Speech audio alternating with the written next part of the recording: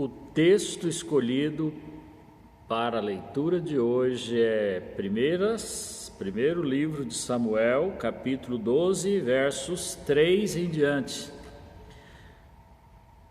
E diz assim: Eu estou aqui, testemunhai contra mim diante do Senhor e do seu ungido. De quem eu tomei o boi? Ou de quem tomei um jumento? Ou a quem eu defraudei?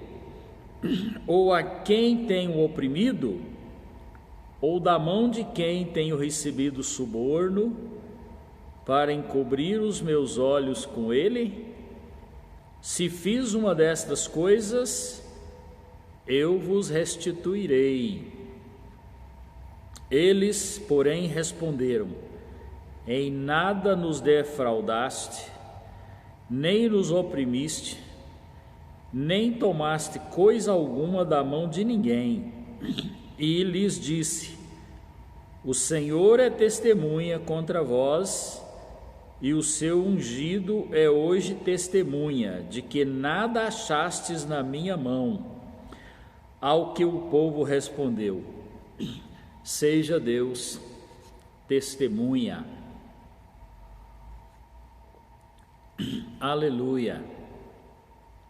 Aqui, amados, quem falou isto foi Samuel. Eu quero ressaltar a excelência deste homem de Deus. Uma das raras pessoas que Deus elogiou por 2 vezes e ressaltou ele como o maior intercessor. Os 2 maiores intercessores na ótica de Deus lá no Velho Testamento era Samuel e Moisés. E aqui Samuel reúne os príncipes de Israel. Já era tempo da sua partida para a eternidade, ele já era avançado em anos. Julga que Samuel teve entre 120 a 130 anos de vida na terra, e ele reúne os príncipes de Israel, depois de viver a vida inteira a serviço de Deus, no templo de Deus, na tenda da congregação, oficiando como sacerdote. Ele reúne os príncipes de Israel e diz: vocês têm alguma coisa contra mim? Eu fiz alguma coisa errada no decorrer da vida? Ele foi juiz de Israel, irmão. Ele julgou as causas da nação toda durante a vida. E ele agora está perguntando: eu aceitei suborno de alguém?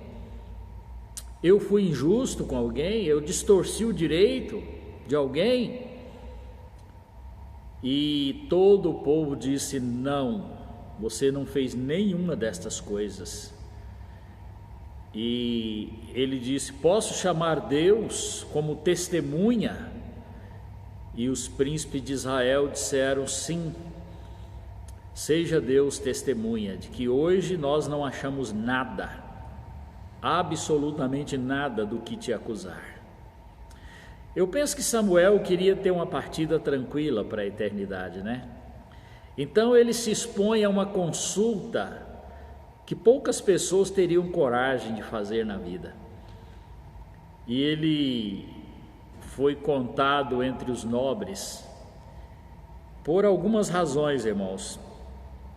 A primeira delas é porque Samuel conformou com o propósito e os limites de Deus para a sua vida. Ele é fruto de um voto de Ana, que não podia ter filhos, e ela fez uma promessa, um voto para Deus, dizendo que se tivesse um filho, ela daria aquele filho para servir a Deus por todos os dias da sua vida, e que ele seria entregue na casa de Deus, na tenda do tabernáculo, desde criança. E é tremenda essa história. Deus ouviu a oração de Ana. Assim que ela desmamou a criança, Deus a curou da esterilidade, né? Assim que ela desmamou a criança, ela foi a Siló, onde estava a tenda. Lá estava um sacerdote que tinha visto ela chorar diante de Deus, pedindo um filho. E então um dia ela chega com a criança nos braços. Aquele sacerdote, a princípio, pensou que ela estava embriagada quando ela chorava diante de Deus, e até falou para ela: por que está aí embriagada? Até quando vai ficar aí chorando embriagada? Ela disse: não, meu senhor, eu não estou embriagada. Eu estou buscando de Deus uma bênção, um filho. Estou suplicando o favor do Senhor. E o sacerdote Eli, né, que era o nome dele, disse: então seja feito conforme o desejo do seu coração. E ela foi embora. Um dia ela retorna com aquele menino, provavelmente com 3 anos, por aí, 4, e fala: olha, eu sou aquela mulher que um dia estive aqui pedindo um filho. O Senhor concedeu o pedido que eu fiz, e eu prometi que daria esta criança para servir no tabernáculo de Deus por todos os dias da sua vida. Então eu estou trazendo este menino, ele se chama Samuel. Eu estou entregando ele para Deus, para todos os dias da sua vida. Amados, Samuel então foi entregue como produto de um voto. E a Bíblia diz que ele serviu ao Senhor todos os dias da sua vida. Ele se conformou. A Bíblia diz que ele teve mais 5 irmãos. Provavelmente os seus 5 irmãos foram fazendeiros, foram talvez agricultores, foram provavelmente pastores de rebanhos, criadores de gado, pescadores, não sabemos, mas eles tiveram seus empreendimentos na vida e seguiram suas carreiras seculares naturalmente. Samuel não teve, entre aspas, esse direito, né? Porque ele foi entregue para Deus e ele conformou com o limite de Deus para a sua vida. Ele conformou de ser um servo de Deus. E eu falo conformou com os limites de Deus para a sua vida, irmãos, no sentido de que isso serve para nós. Porque quem quer servir a Deus hoje, Deus tem uma linha limitadora para a vida destas pessoas. Existe uma coisa chamada verdade, um caminho chamado o caminho da verdade. Nós não temos o direito de querer fazer prevalecer a nossa verdade. Nós precisamos nos conformar com a verdade que vem de cima. A verdade de Deus é que é absoluta. Samuel nunca abandonou o caminho do sacerdócio, a vida inteira foi fiel. Ele decidiu ser íntegro e nunca negociou sua integridade.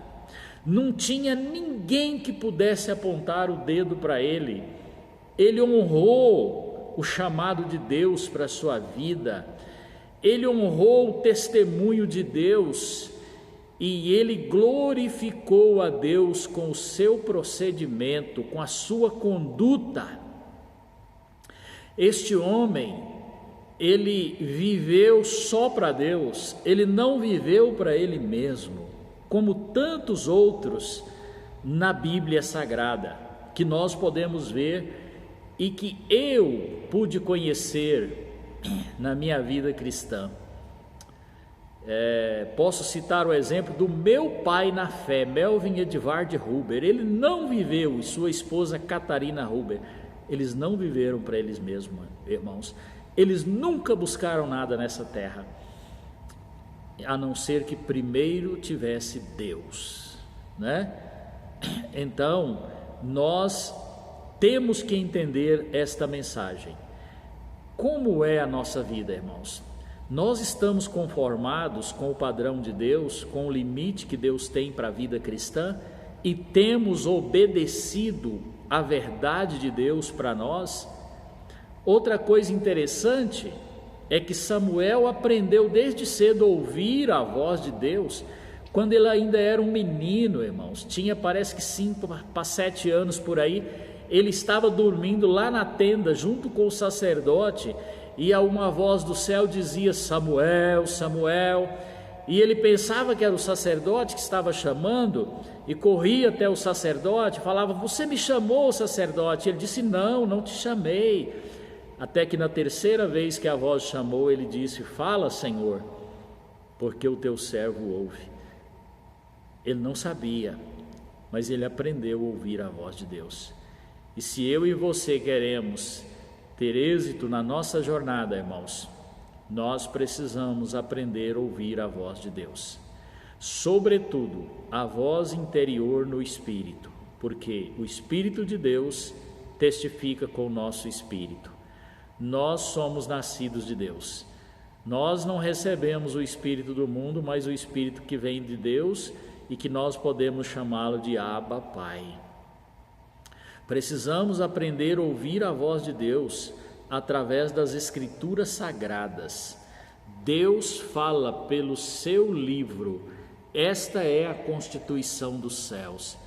Deus tem uma vontade boa, perfeita e agradável, e que, ao chegar ao final da vida, irmãos, nós possamos ser como Samuel, irrepreensíveis, perdoados de todos os nossos pecados, e que não haja em nós nenhum motivo para alguém apontar o dedo, porque a nossa consciência estará livre de toda condenação.